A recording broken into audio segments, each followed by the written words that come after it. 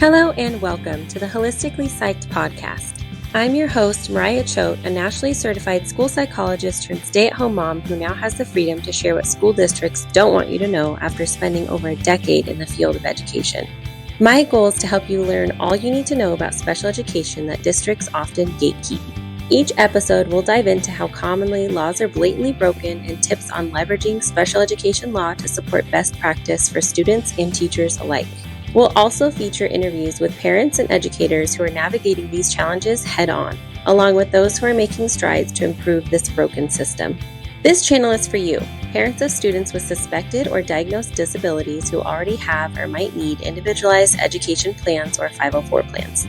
It's also for teachers, counselors, and fellow school psychologists who are feeling the strain of a system that often leaves us feeling burnt out and overwhelmed. So if you're ready to learn, advocate, and empower yourself, child, or students, you're in the right place. Let's get started.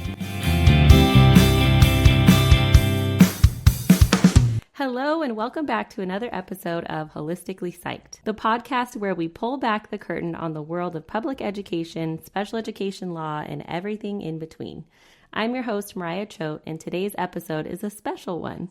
I'm sitting down with someone who brings such a powerful blend of heart and truth to the conversation. She's a Southern California public school teacher of 3 years, a woman of faith, and someone who's walked through both the beauty and the brokenness of our current education system. Please welcome to the show, Delaney Gillespie. That was so sweet. Wow. I'm like tearing up as you're talking. That was so wonderful. Aw, I just love your page. Can I just say that first of all? If anyone has not followed Delaney, you need to. Oh my gosh, that literally makes my day. That's crazy. I don't get much encouragement on my page. So to hear Mm. the few people that are like, "Hey, I love what you do." I'm like, "Oh my gosh. Okay, it's making a difference." I think this is a total side note. I think for me personally, it gives me a little peek into what my husband dealt with. So my husband was a high school math teacher for years. hmm He was like a 7-year, 8-year teacher, and then now he's like a homeschool teacher and he works from home. So he's not in the public school system anymore. He's through a charter. But it hmm gives me all your videos and stuff just give me these little peeks into oh man, yeah, I remember him dealing with that, or praying over hmm that with his student, or so I just love that. Yeah, it's a lot. And I think, yeah, we don't realize until we're in it. And yeah, it's just a lot. It's teachers go through a lot every single day. It's a Yeah. lot of work. It's a lot of, decision fatigue. I don't know if you've heard that before. I'm sure you have. And what age are you teaching right now? So right now I'm teaching high school, so ninth grade biology. I started my teaching career doing high school biology, and then I got pink slipped my very first year. And then I went to a different district, like a much lower income district, and did sixth grade science. So that was a big jump from high school to sixth grade. And that was I think it was an experience that I needed in my teaching career to have a really for lack of a better term, challenging group of kids. Like I needed that Mm. because my first year, my classroom management was not great.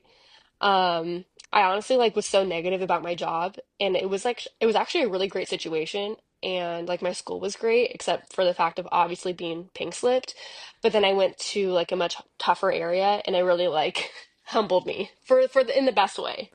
Yeah. So, and then after that, because it was a dangerous area, to the point where teachers would get harassed by homeless people in Yeah. alleyways and stuff. And we ended up moving for my husband's job just so I can be closer to my parents because obviously he's a first responder and I'm home alone a lot. Mhm. And so I moved closer to my parents, and so now I'm in Orange County teaching. And you said he's a first responder, so he's a Yes, firefighter, he's a right? fireman. Yeah. All right, so let's start with something that's not often talked about. We chatted a little bit about this before we started, but your faith and being in public education. So you've been so open about being a believer and praying for your students and over your classroom on your Instagram page, praying over seats.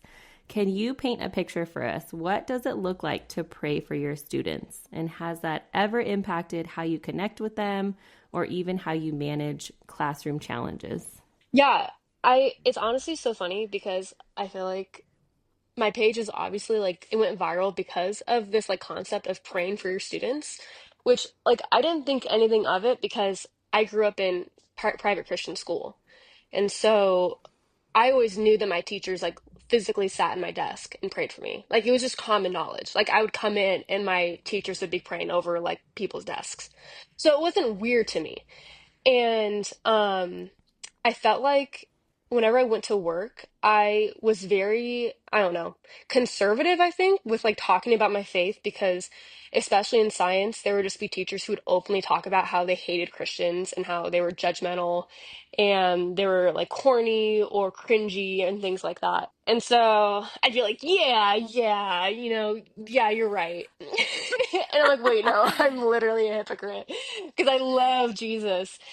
And I think that second year of teaching in that really like low income area, really I had to rely on God. I had to.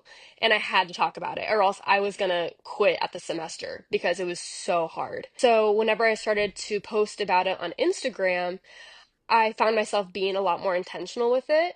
I feel like that whenever I have difficult students, it's sometimes hard to pray for them because I'm automatically a little bit more jaded towards them. I think just as a teacher, they're making my life Mm-hmm. harder. And so to take that step back in humility and be like, wait, I want to change. Like, this is your child, Father, just as I am your child, and I want to help them. Like, make me more low so that I can see where they're coming from. And Mm. so, yes, of course, like, I think that whenever I do come from that perspective and that, like, lowliness and humility, my relationship with those students completely change 1,000%. I've had the most, like, the toughest students become, like, my best students. Mm. Um, so definitely like prayer changes everything. And we know this as Christians, but like it can Yeah. seem very cringy and weird to like the outsider. And I understand that. And I get that now. But like whenever I originally started posting this, I was like I didn't even think anything about it. But I'm like, okay, now I get it. This looks weird. Yeah. So, and you probably And understand as a Christian too. yeah, I mean, I think first of all, I can definitely relate to the whole like basically being mocked as a Christian in the field of public education. Like I think it's so easy for people to see like maybe they've had a bad experience, right, with like the church or Christians in general or even parents, right? Like it just depends. So I think it's so easy to kind of have that judgment and like what is wrong with you type of thing when you're in the field. But yeah, like prayer does change everything. And I think submitting your students and their needs to God first before trying to like fix it yourself, like that's so important because then you're going to him for wisdom of like, how should I actually approach this? We don't know the lives they've lived, right? Like when you're saying lowly, you're not like saying, oh, I need to get down to your level in terms of you're beneath me. But like, no, I'm in a position of authority in the classroom and I'm not trying to have that authority right now, knowing like we are the same made in God's image. How can I submit your No, needs yeah, to the I definitely Father? think I could clarify that more of like, no, Yeah. I don't think that like I'm trying to be like, get to your level, like, yeah, you're beneath me.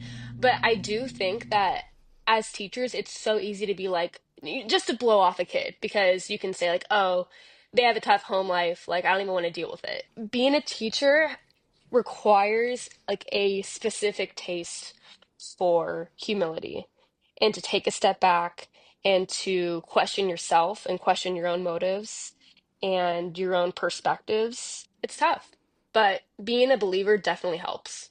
I love that you share that so openly on your page. I know Uh, I'm literally a no one, but I have a video of I think it's I don't know if you've seen it. It's a video about like just praying for students who have anxiety. It has almost mm. 15 million views. Oh my gosh. 15 million.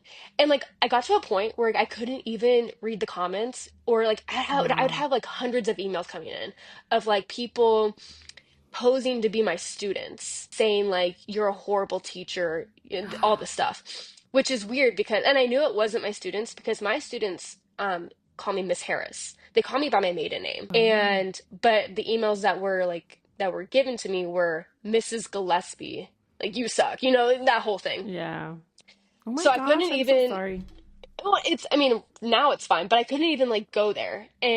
But thankfully I had so many people in my life that were like, Delaney, like your comment section, like there is something happening where Mm, people are so offended by a teacher just genuinely caring for their students. There's like demonic spirits happening like in your comment section. Like you just need to stay away from that and like let the Lord do the work for you. mm. This is not about you. This has become much bigger than you. I definitely see that perspective on your page of like, it's so much bigger than me. And speaking of humility, let me just speak to this. Like, you do come across very humble and very caring for your students, not in a way of like, I'm the best teacher and I'm going to pray for my kids because, like, I just need to put on a show. You do come across in humility. So I really do Oh, appreciate that. I'm so glad. I know. Thank you so much for Yeah. saying that.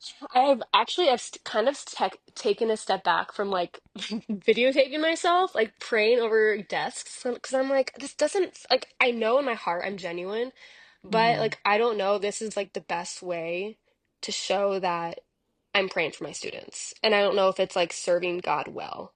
And so I'm really Mm-hmm. trying to take pause and practice pause Mm-hmm. whenever I'm filming because, oh gosh, I don't ever want to um overshare something that God has told me, or I never want to put on a show for views or for likes. Like I just like I don't want to get to that point because Yeah. I love my father too much to do that. So thank you for like recognizing that. I really appreciate it. Humility Yeah. has been like my prayer this entire time. Yeah, of course.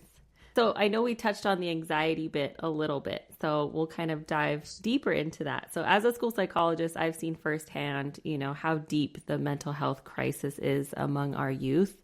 But I know teachers specifically, like you guys are on the front lines every single day seeing a lot of the really big struggles. So what kinds of mental health struggles have you witnessed among your students? Man, I have kind of a cool view because I've seen both the high school perspective and the middle school perspective. High school, a lot of anxiety and depression. Um, and I think that manifests itself in so many different ways between like students like hyper fixating on like either if that's attractiveness or test scores or success in sports or whatever that may be. Like there's like a pressure to perform, resulting in a lot of anxiety. Depression is so completely obvious as well in high school students. I have students that, who just like won't turn in anything. And, I'll ask them what's going on. Like just turn in one assignment and I'll count I'll excuse all the rest if you turn in one. And they won't even turn in that one.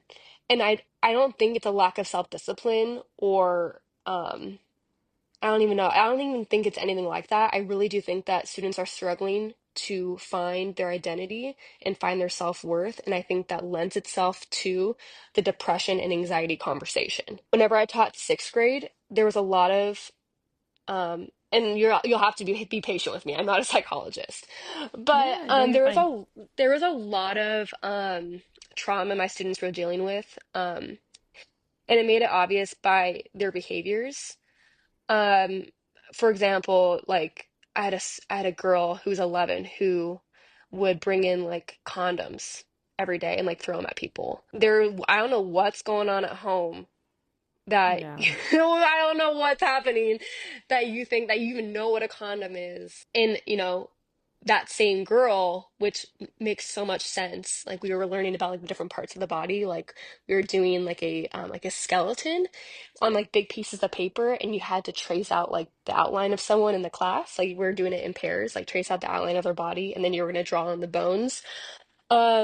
She was really like she threw a complete fit over like this assignment. Like she did not want to do it. And I couldn't like at the moment I was like, is she just being difficult? Or like I couldn't figure it out. And I'm like, oh wait. Like, do you not want them to touch you while they're outlining you? And she's like, no. And I'm like, okay. Like she just didn't have the words to communicate that. She didn't want someone touching her. I'm like, Hmm.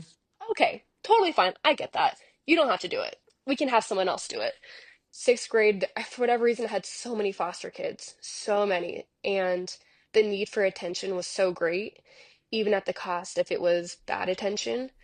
If it Hmm. was me having to, um, constantly tell them no, constantly tell them like, hey, get out your Chromebook. Hey, we don't do that in class. We keep our hands to ourselves. Like, every 5 minutes. But that's like what they fed on because they weren't getting that at home. Wow. And I think all teachers can attest to this. But for me, I've been teaching for only 3 years. So this is all I know. I've been teaching like post-COVID.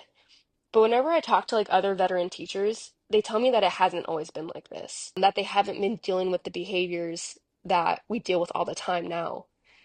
And it's hard for me to see because I've dealt with this, like, for my career as a teacher.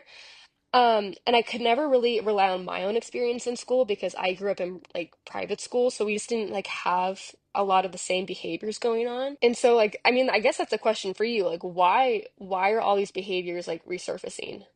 Like, and that's like the questions I ask on my account. Like, is it like home life? Is it technology? Is it the way that schools are set up right now? Is it a little bit of both or everything? Like what is I it? was Like gonna what's going say, on? Because it's yeah. it's hard, especially like middle school teachers and elementary school teachers. I don't know how they do it. At least with high school, like I can threaten their grade, or I can threaten like their sport, or like have their coach come in, and they can kind of like be better. But Be you know, better. they can Yeah. like make it tolerable for me to like teach a class. Yeah. So it is really interesting that you mentioned that. So in my experience, I think so. I should preface I've worked with all spectrum of like SES. So like I've worked with really high income families, I've worked with low income families, everything in between from like 3 year old or 2 and 3 year olds all the way up through actually eighth grade. So I never taught high school or like I never worked with high school students other than like at my church. And I've been doing that for, I don't know, I think I started working with kids when I was like 18 or something like that. So I've been all around. And one thing I have seen consistently is when I say lower income students, I think I want to preface the students I've worked with that have consistently been in traumatic situations. I see a consistency with whether it was, 2012 that I was working with them or last year, it's very consistent to see the behavior changes and like Okay, well the that's good to drastic hear at shifts. least. Yes, but I think along those same lines, like social media is a huge factor. I think especially with anxiety and especially with comparison and like almost that like addiction, right? Like It's all of that's a addiction, a huge, 1000%. yeah, like I think that's a huge, huge piece of it, huge factor. Um, but also, like since COVID, I don't know if you experienced this, but I heard a coworker say this like right after COVID that like, okay, all of our kids emotionally are like 3 years behind. It's Yeah. almost like they got like stunted at like that, like 3 years behind wherever they were. Like, and it almost seems consistent that like, yeah, all of a sudden we were having fifth graders acting like they were second graders or third graders, just like, what is happening with your behavior? Like, why did you do something like that? It was almost as if emotionally they were like back to pre-COVID of like whatever state they were in back then. That's like what they were struggling with emotionally. Yeah, but even So, academically, like I had sixth graders that yeah. were at a second grade reading level, and I'm like, oh my Oh, gosh, yeah. what? Yeah, Yeah. and not even considering that a lot of like other countries were not even like making students go to school during COVID. So I was getting a lot of Spanish speakers that couldn't even like write in Spanish or read in Spanish, or like they Yeah. didn't even know what it meant to like raise your hand before you speak.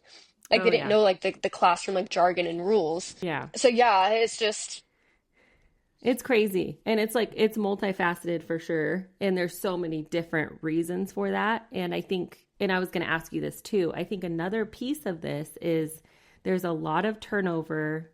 There's a lot of, like you said, you've been pink slipped, you've been moved around with schools. There's a lot of transitions for teachers. And I don't know how well districts are doing on supporting those teachers with specific tools and training to address the needs in the classroom in terms of behavioral challenges or emotional challenges. So that's again my experience. So I just wanted to ask you, were you equipped either in training or through your school site, maybe a mentor, just to support students emotionally with their behaviors? Or did you feel like you were kind of, okay, you're a first time teacher, let's just like leave you to figure it out? I definitely felt kind of thrown to the wolves for sure. Um, And I don't know if there's a way that you can prepare a teacher to deal with those kinds of things. Like, I felt very prepared when it came to lesson planning and, organizing work and things like that. But at least for me, and what's interesting, and this is probably something about me that I need to like work on, is I always perceive that my classroom management is really bad. Yet whenever like I have administrators or like mentor teachers watch me teach, they're like, it's not, your class is fine. Like it's not like they seem like normal kids. And I think that this is like not answering your question at all, but I think that I think inside internally feel chaotic because there's so many things going on at once. And I think that because I feel chaotic, I automatically think that, oh, I must be chaotic in my external environment when it's not. So I think that like with teacher preparation programs and credential programs, I don't think they do a good job of like helping you understand that you're about to enter a very chaotic situation with a lot of different people and a lot of different needs. And to have those strategies of like how do you deal with all of these students at once, sometimes 38 plus, I did not feel equipped at all. I don't know if that answers your question. And I don't know if like you can even prepare someone for that. I think some teachers are just naturally really good at it and other teachers aren't. Mm-hmm. But you really walk a line of like, when do I show like comfort and compassion? And when do I refer to a counselor? When do I, put down the foot and be like, no, let's show some discipline. You know, you are constantly like trying to figure this out in your head of like what's the correct way to deal with an outburst or a kid who's completely disengaged in class or someone who's Mm-hmm. showing like really destructive behaviors and causing fights in class. Like I don't think people realize how chaotic it is in the mind of Mm-hmm. a teacher. And I think, like, this is again from my husband's experience, but like when he first started teaching, it was March of 2016 or 2017, something like that. He started mid year and his classroom was being taught through a television. So, like, they would have a substitute in the classroom, they would be taught from a television of a teacher in Texas, and they could not fill like this position. This school was a really really rough school. My husband was assaulted twice by students in this position, and at this school. And that's not to say that like they were just terrible kids. It's not that. It's just there's so much going on in our town. A lot of No, I feel darkness. that was me last year. That was literally Yeah, me last year. Like my a husband was lot. afraid that I would like get hurt at school.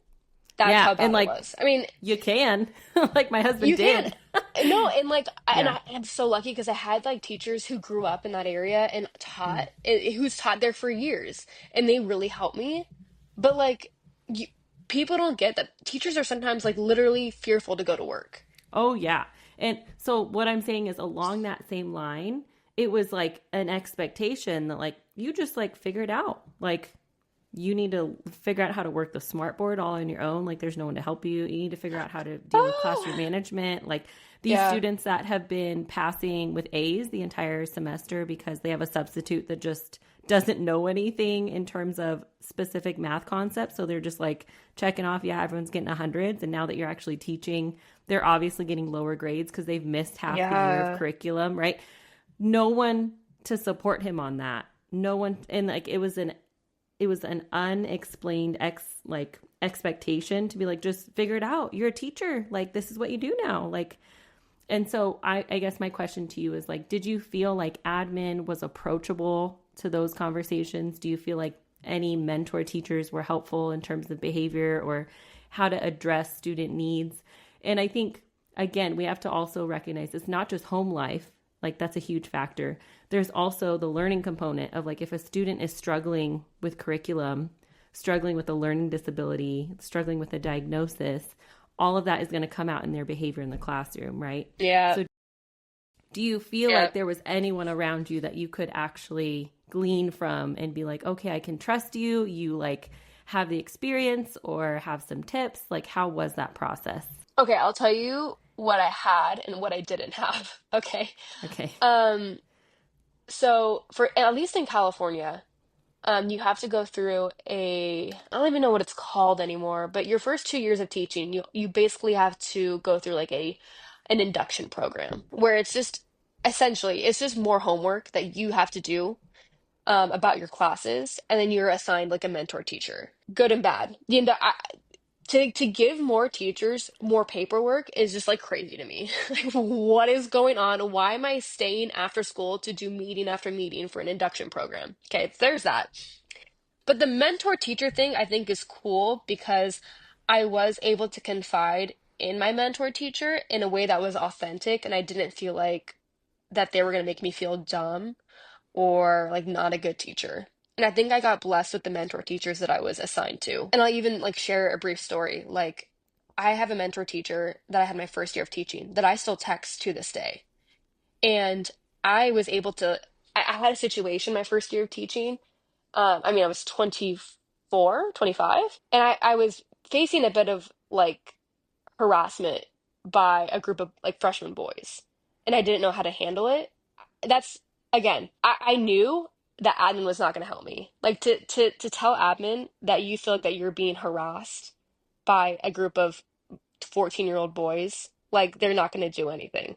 It was cruel, and it was my first year of teaching, and I had never seen anything like that. And I thought like I was imagining things. I thought that maybe they're just joking, but no, I talked to my mentor teacher after school and I just like sobbed on the phone. I was like, I don't know what to do. Like, I feel like I can't tell anyone about this.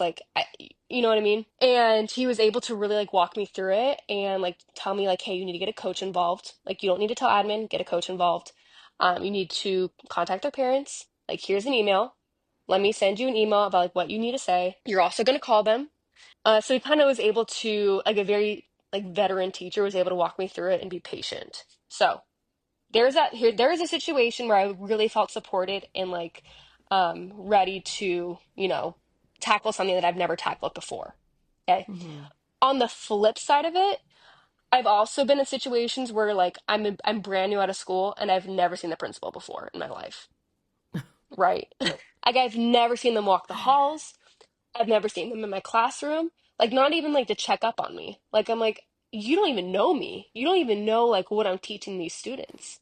I could be one of the students. You don't even know, like because you're so young. Like you just blend in. That is also true, but I can just like count so many times where like I needed like admin to be like, hey, we got you. Like, let me help you out. And I just like didn't get that. I think that my second year of teaching in that sixth grade classroom, admin was a lot more like they were a lot more visible to me just because they knew it was a rough area and they knew that I was like a private school, like, new teacher. They're like, you good? Like, are we doing okay? So I felt like I was much more I felt like I was much more supported at that school, but at the high schools I've been at, I don't even see admin. They don't even like I saw just this last week. Like, I don't want to talk crap about the school or not, but like I walked by like the vice principal and I was like, "Hey, good morning." And they looked at me and they're like, "Where's your hall pass?" And I was so shocked. I was just kind of like looked at them and I kind of just like showed them my lanyard and they're like, "Oh, okay. Like, what room are you in again?" Oh my I'm gosh, like, "No, you just pink slipped me. I'm in 505. I'm Miss Harris." Yeah. Isn't this that is wild? wild. So, yeah, Oh my 50-50. To gosh, answer your question, it's 50-50. I feel like 50-50. I know. I feel like teachers and mentor teachers are wonderful. I think that to get help from another teacher is great because they get it. But admin at the schools that I've been at that are especially high school are kind of like not around. And I don't know Mm. if that's because they're busy. I don't know. They're probably like, she's gonna get pink slipped anyway. Like, she's only here for a year. That's probably the thing. But yeah, I'm just like, okay, I Jeez, guess like I guess I'll just be in here alone. that is rough. So Like, can I just say that's really, really rough? all those stories, I just traumatizing stories that I have. Yeah. And like the hard part is it's not just you. I think it's such a common practice.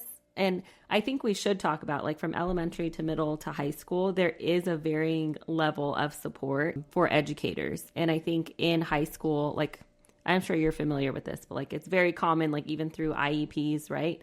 When you're sitting in IEP meeting, Like my husband attended hundreds of students' IEPs that were never on his caseload. He'd never met before, but he was just the gen ed representative for that meeting. We kind of just like, okay, by the time we get to high school, like, whatever, guys, like, we're so overpopulated. This is a huge school. We're like, my husband had to give up his seat multiple times. It's like we have 42 kids in our class. Like, you're just so maxed out. Everyone's so maxed out that, like, yeah, admin's not visible. Like, who are you going to call for help? Security?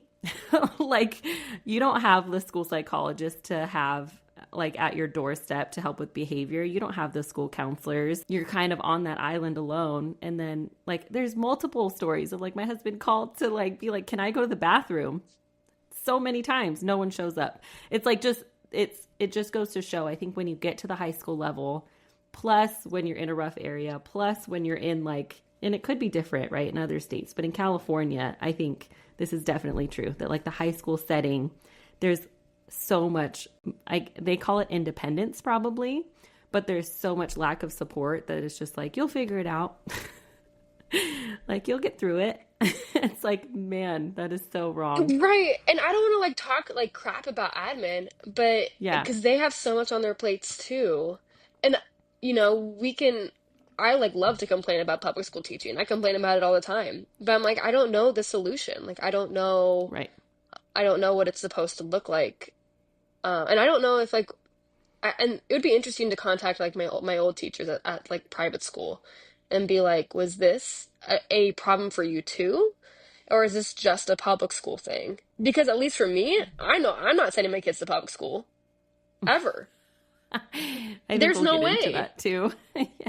I'm not doing that. Like So, just to just for them to go to like be taught by a burnt out teacher who's not getting enough support and be overlooked. Yeah, so yeah, go ahead and yeah. ask your question because I'm about to rant about this. Yeah, and like I love that you're not like, oh, I'm not trying to talk badly. And it's like I'm genuinely not trying to talk badly about admin either. I think it's one of those things of like we've done it this way in the past, so we're just going to keep continuing because like we don't have any creativity of like how to change this. We don't have any more funding to hire more people. Like think about it. If your class was like 15 kids and there were tons of teachers available and maybe there were more than 2 admin on your site or there were, more than 4 psychologists at the school site, like it would just be a different campus when you think about funding and when you think about population of kids, like it's just a different dynamic. So it's not just to talk poorly about them. I think it's just one of those, like the system itself is not set up to be supportive, which is hard. Like it's just hard for teachers. It's a business, and it's just I think that's the bottom line is that the schools want to make their dollar, and the the interests of the students are not like on the forefront of the minds of people like up in admin office. I actually don't know. I don't know. That's what it seems like to me as a teacher is that Yeah. the interests of the students are not like being accounted for. That's what it seems like to me. Yeah. I've never been an admin. I've never been on the board of something before. So that's just what it seems like. Yeah. And there's lots of moving parts. So I know you mentioned this, like, oh, we're going to get pink slipped anyway. We're going to pink slipper. So talking about something really difficult, teacher layoffs. They are happening across California right now. I know there's like a 50-50. Some people are like aware of that. Other people are like, no, teachers are so needed. Like you'll get hired anywhere. I've heard that from a lot of people, especially among new teachers. So can you share your personal experience with the recent wave of layoffs? Yeah, for at least this year, I kind of already like I knew going into this year that I probably will only be at this school for 1 year. Orange County is such like a spot where teachers want to teach because parents are usually more involved in Orange County for the variety of different reasons that you probably know as well. Students are a part of sports, they care about their grades, yada, yada, yada. So it's like a desirable place to teach, which means that teachers don't leave. Whenever I taught at my old school, where it was kind of a rougher area, it was just a revolving door of teachers. Like they'd be there for 2 to 3 years. Some teachers would be there for like, for a long time, but usually it was like a revolving door of teachers. But here in Orange County, it's not like that. So we have a long list of tenured teachers, at least in my district right now. So being tenured can be due to like so many different things. It could be a lack of enrollment for your school. It can be a lack of enrollment at a different school in the district, and they have to bump you because another tenured teacher at a different high school needs your job. It can be due to maybe a class, like for example, I teach freshmen, and so the reason I'm getting laid off is our junior class is really small, and they don't need as many teachers to teach the junior class. And a lot of the science teachers in my high school have a CP Bio credential. And so all I would have to do is just like drop one of them down to my position. If you don't have, as a high school teacher, more than one credential, you're very disposable. My friend, who's the same age as me, has her, I think, biology, chemistry, and physics credential, and she teaches 3 different preps as a Oh third my year gosh. teacher. Third year teacher, yeah. Oh my gosh. Uh-huh. That's And awful. yeah, and she's every single year, like she started off with chemistry, and every single year she's had to get a different credential to avoid getting laid off. That's so hmm hard. It is hard. And I think that there's like a misconception. Whenever you get laid off at like a regular job, like a corporate position or like a business job, and again, I don't know much about that world, but I think people are like, well, who cares? Like find another one, like you like will learn the job again. Who cares? But with teachers, being laid off doesn't necessarily mean that you get to just find another job and like kind of restart again. Because I think that there's like that thought that like, oh, you're going to teach the same subject, like you have all the materials already, and that's not necessarily true. Like you have a whole classroom to set up, you have a whole nother curriculum. Like you can't use really any of the materials that you have before. For me, like I from my first year to my second year, I taught CP Bio for freshmen, and then I went to sixth grade science, which is a whole different like subject. So I had to relearn a whole different, curriculum. Um, Schools have different rules depending on where you Mm-hmm. go. There's much more moving parts than people think whenever it comes to like finding a new job at a different school. Yeah. And not to mention that you can't I'm getting a lot of messages right now of people being like, okay, well, just apply for another job, like right now. And I'm like, teacher positions don't open up until like August, like right before school starts. So you're kind of hoping and praying during the summer that that your savings from this year can like take you into August if you get hired in August. And then hopefully your commute isn't too bad. And so, yeah, it's a whole thing. And you probably understand as well. You probably have seen it whenever you're working in schools. Yeah. I think the turnover in rough areas is definitely what I've seen. I don't know how you experienced it, like at that difficult school you were at last year. I think in our area specifically, we have like the highest foster care population of the United States. And so the way that like the schools here, they're all Title One in our city, but the way that the schools here are treated is like if you can survive like one of these high schools or one of these schools like on the east side, then like you can teach anywhere. So Oh yeah, teachers, that's what was said to me as well. yeah, like I think commonly teachers are like, okay, let me just put in like 2-3 years, or even 1 to 3 years at this difficult school, and then it's kind of like a mark on your resume of like, hey, you made it.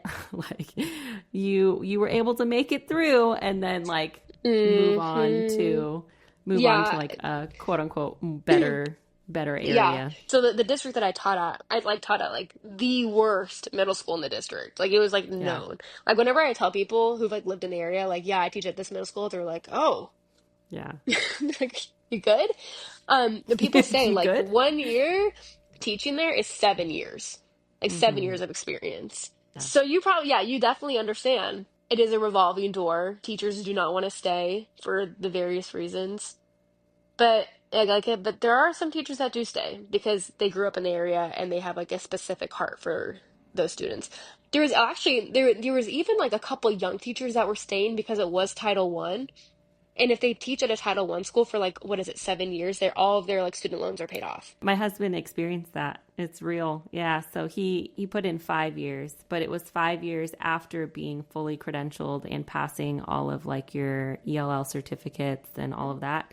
Yeah. So like when you first start teaching, it doesn't count towards that. It's like you have to be a fully credentialed teacher, and then it's 5 years. For him, it's because he's math. So it's totally different. But like your science, it should probably be for you too. Anyway, Yeah. so yeah, he put in a total of 7 or 8 years, but 5 years were fully credentialed. And so he did get 17,000 paid off. Like it did happen, which is crazy. Yeah, I was Yeah. considering that. And then like about 3 weeks went by and I'm like, I would just rather pay it off myself. I had, Yeah. It's rough. you know, Yeah. it is. And I had $30,000 of debt between, that wasn't even my undergrad. That was my teaching credential and my master's. Yeah. And I was super aggressive. That's another thing that people don't talk about is like the amount of loans that teachers have. Oh, yeah. But I was super aggressive, like incredibly aggressive. Like I think I paid off like 2 grand every month. Wow. But like I had like lawn chairs in my living room. I was like I couldn't afford ketchup. Right. So I had like Jeez. plastic drawers in my bedroom. And I definitely like paid the price and I'm glad I did it. And like they're Yeah. all done now. But I see how some teachers who are kind of like deeper in debt would stay for the 5 years at a Title I school to kind of just Yeah. like get that done with. Yeah. And I think so it's so important for you to talk about that too, of like when people say, oh my gosh, my kid's teacher is just terrible, or they're just like whatever, burnt out. It's like, I don't think people actually understand the road that a teacher has to walk through. Like and I think you being a believer, it's so important, right? Because you're not just looking at all these hurdles of like, okay, I'm just going to give up and take one for the team, like switch careers, right? A lot of people do. But I think you specifically see like a calling with your students. That's what I witnessed anyway with you. Like you see a specific calling with your students. And so I think you recognize that in terms of like, God has to be my strength because I'm like broke at home right now, can't afford whatever, in debt, trying to like suffer through this like induction in my first few years, just like totally burnt out, no help with from admin. And then there's like overwhelming behaviors. And yet you still have to show up every day, be the Hmm. expert in that subject, be able to manage a classroom, be able to meet the needs of your students. Like, and this is like my biggest harp on my page is like, we as public education system are not setting up teachers for success. We're setting them up for failure, and we're setting them up for burnout. And we can do that differently, right? Like we can equip teachers differently. And that's not just with special needs. Like that's not just with kids with, disabilities, but it's with every student. As you see since COVID, like the landscape has changed so much. And so, yeah, I think like being a believer is almost like it's like a mandatory in this field. Like if you aren't a believer, like you might have skipped out last year, right? At that sixth grade Yeah. position. Well, and like to be completely honest, like I don't I didn't come into teaching being like, man, I love kids so much and I want to help them out and like I didn't come in with that like posture. I really like honestly came into it as like I need a job. I'm fresh out of college. I know I can do this. I'm good with like high school students. I've coached before. I find it enjoyable. I like my summers off. Let's do this. And I find this to be a problem with most teachers that like they love teaching so much because they feel needed. Like that like they get off on like feeling that they are needed by their students. Whereas for me, I do not want my students to need me. I want them to be as independent as possible. And I like the entire year, that's what I work for. Like, I do not want them to rely on me. And that like comes with a lot of like self introspection of like, why am I doing this if I don't feel like this is like my particular calling? Like, I don't know what that even means, Lord. Like, what does that mean? Like, I feel like I don't know if I've like this, I don't know if this is the calling that you've placed over my life. Like, I don't know, I don't even know if I'm going to do this the rest of my life. Right. But he keeps like showing up and saying like, you have these 150 students with you every single day. Like, this is your assignment right now. This is your assignment for today. And this is what I need you to do. And so yes, I do feel like it's an assignment, and and I will do my best. And I fail so many of the times. Whenever I should be showing patience, I show like annoyance. But I think like that genuine desire, like I really do want to please God and I really do want to do a good job. And I think that my students like know that and my Mm-hmm. students realize that. Um, and I think it's evident like that fragrance and that presence that comes with me whenever I come to the classroom, like God's presence, whenever I bring it into the classroom, even if students don't really know what that is, they can feel it and they know that I'm putting in the effort for them. And it's weird because a lot of my students do follow my page. I think almost every single student I have follows me. Oh, that is so cool. That's really Because nice. they're all high school. Even like Yeah. students from like other classes. Like I am the influencer teacher, Oh, that's right? funny. Yeah. Right? And so it's a strange place to be in because I know everything I say and post. I know that other teachers are probably seeing it. I know that all my students are seeing it. But it's been really cool because like I was absent this past Friday and like I had like a group of girls like write out like Bible verses on one of the whiteboards Oh. because and like we don't ever like I don't talk to these girls about like faith. I don't think I've even like talked to one student about faith. Maybe like one or two like who like specifically came up to me and be like, "Hey, like I saw your page, like I love your page. Like I'm a Christian too." But to see students that like we don't really talk and for them to like put up those verses and it was kind of like that communication to me that like oh they see and they know even though that we're not Mm. like communicating about it like they know. Yeah. Does that make And I, sense? yeah. And I think like along that same line, like, it's not just students that are seeing that. I think admins see that in terms of like other teachers, like a rapport that you might have around your school with the staff or even with parents, like what, kids are telling parents, whether that be Yeah, good or it's bad to the parents, weird. It's weird and Yeah. it's even so like if I had a teacher that like was going viral at my school, I'd be like, dude, that's crazy. Like, that's awesome. I would like want to go up to them. It happened to me a couple times. At the other school I worked at, there's two teachers that are influencers, and we would like scheme like in my classroom, like That's at funny. lunch, like what are we gonna post today? Um, but like no teachers have like ever like approached me about it. What I'm saying is there is awareness, right? Like just like your students Oh are yeah, I see what you're saying. looking, listening, observing, like don't be dismissed. Like there's going to be a lot of people on your campus that are aware even if they're not saying something. And I think that like you said that is like bringing the fragrance of your faith in Christ, of like loving your students, even if you say like, hey, this might not be my calling for 20 years. I might not be a 20-year teacher, but in this road, this is where God has placed me. This is who God has placed before me in this season, even for a year. And I just love that you're faithfully walking through that, still praying, still trying to create that relationship. You're not doing it for just yourself, right? Like you're doing it for God first. You're doing it for your students second, probably for your husband too, right? Like so many places that like your faith can be seen in that. So I really Oh my appreciate that. gosh, like I like there's like teaching is such an opportunity. And like I think that we as teachers are like, do we make a difference? I don't know. But I'm like, oh my gosh, you do make a difference. And like God is recognizing like so much whenever you stop for that one. And there's so many Mm-hmm. opportunities to stop for the one. There's so many. And obviously there's like boundaries to be set and like let your yes be yes and your no be no. But yeah, so many opportunities. And like I said, you don't have to consider it like your life's calling and your life's work to like serve students, but it could be your right now and your today. And it makes an impact. It does. I love that. Thank you for sharing that. Okay, so this is kind of like we're landing on the most interesting, potentially controversial topic. You mentioned like you're never going to send your kids to public school, even being a public education teacher.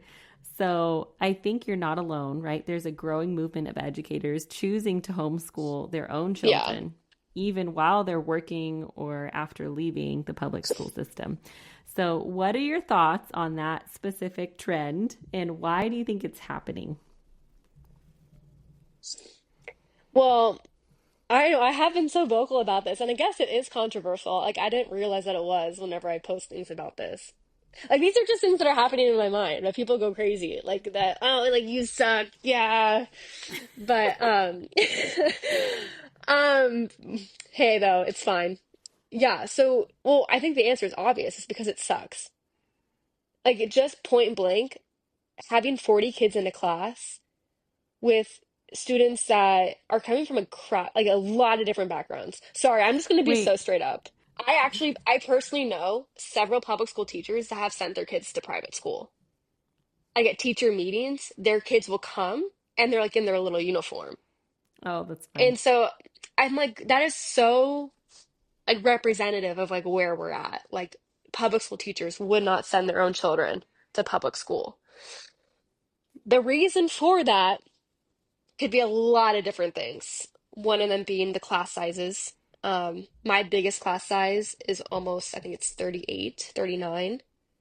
Um, in a 55-minute class period, I can't get to every kid, Yeah. unfortunately. Like there are kids that are gonna like slip under the radar. I have 160 students every single day. Everyone's not gonna get their needs met, just point blank. Teachers are very burnt out.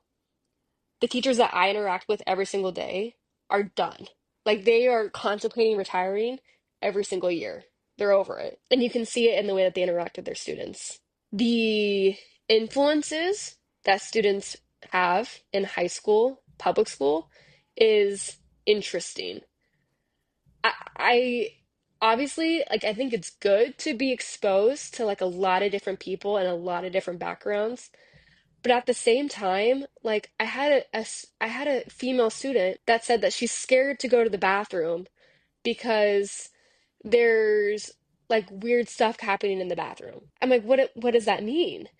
And she said, well, people like will take pictures of you under the stall, or like people will be smoking, or people are doing like things that they shouldn't be with like with dudes or whatever in the bathroom. Why am I going to expose my 14 to 15-year-old to that?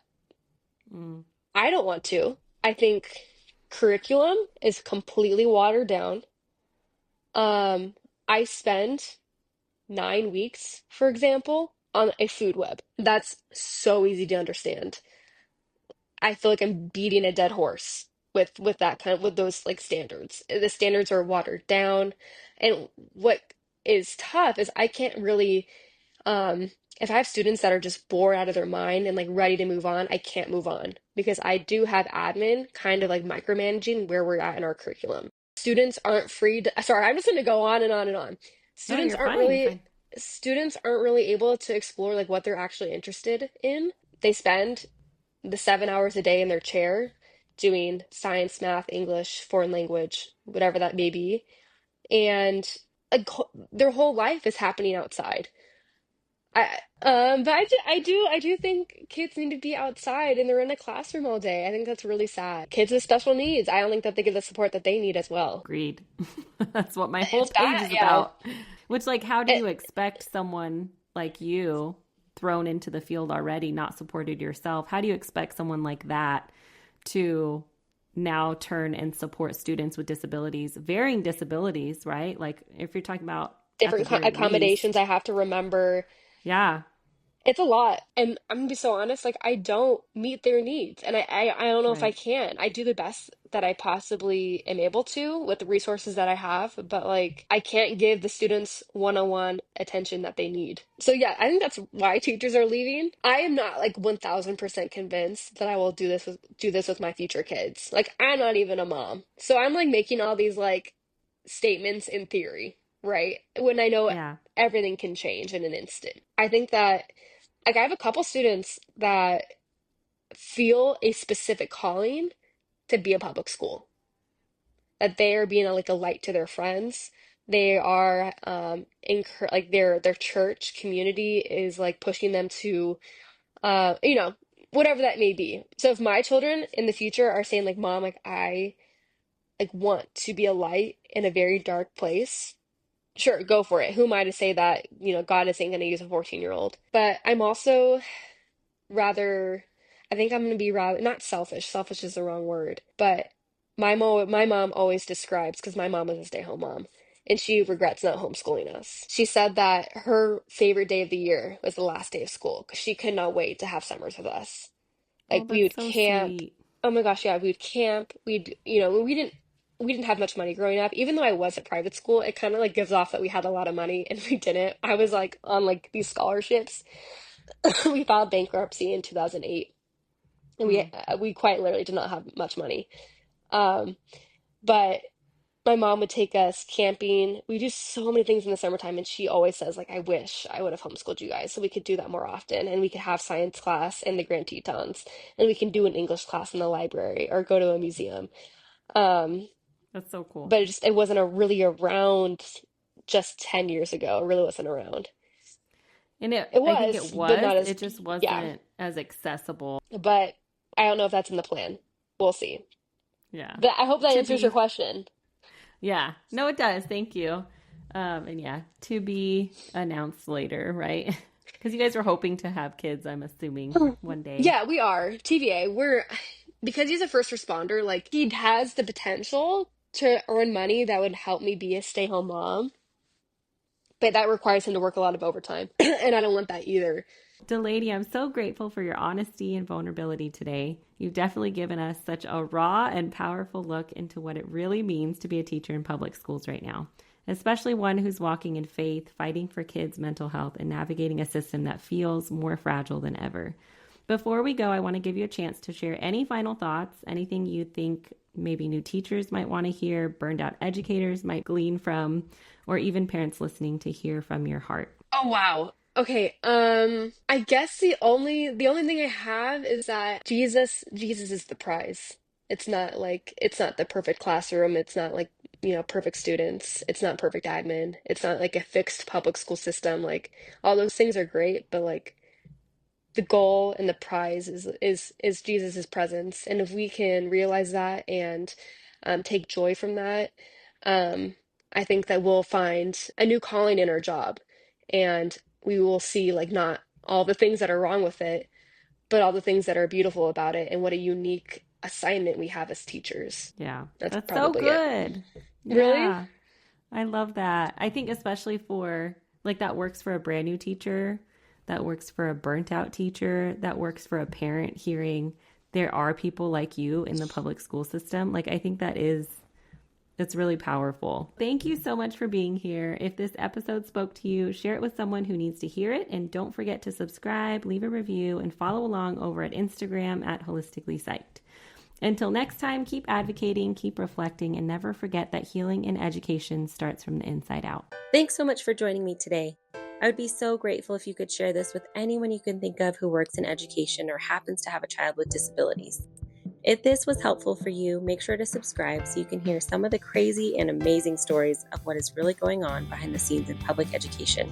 Until next time, remember, in the famous words of Maya Angelou, each child belongs to all of us, and they bring us a tomorrow in direct relation to the responsibility we have shown to them.